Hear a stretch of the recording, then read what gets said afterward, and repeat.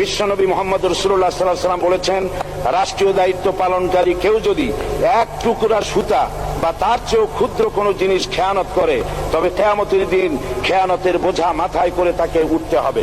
মাননীয় স্পিকার, আল্লাহ রসুল যে সরকার ব্যবস্থা প্রতিষ্ঠা করেছিলেন তা সত্যিকার অর্থে ছিল জনকল্যাণমূলক সরকার। নবী করিম সাল্লাল্লাহু আলাইহি ওয়াসাল্লাম সরকারি কর্মকর্তাদের বিরুদ্ধে কোনো অভিযোগ পেলে তখনই ব্যবস্থা গ্রহণ করতেন। আইনের চোখে সবাই সমান। শাসকদের আত্মীয় স্বজন কারো পক্ষে সম্ভব ছিল না জনগণের উপরে জুলুম করা। খলিফা ওমর রাদিয়াল্লাহু তাআলা আনহুর এক ছেলে অপরাধী প্রমাণিত হলে সে দণ্ডভোগ থেকে রেহাই পায়নি, এমনকি এতে তার মৃত্যুদণ্ড হয়েছিল। আবার খলিফা নিজেকে আইনের ঊর্ধ্বে মনে করতেন না, তাই বর্ম চুরির ঘটনা আলী রাদিয়াল্লাহু তাআলা আনহু কাজীর দরবারে সাধারণ ফরিয়াদির মতো উপস্থিত হন। নিজের ছেলে ও চাকরের সাক্ষী যথেষ্ট না হয় কাজী খলিফার বিপক্ষে রায় দেন।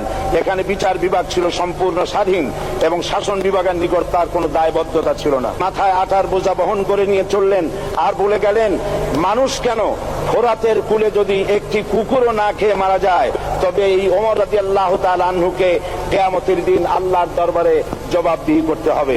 আর আজ সেই জাতির দায়িত্বশীল যা জনগণকে অভুক্ত রেখে তাদের মুখের গ্রাসে ভাগ বসায়।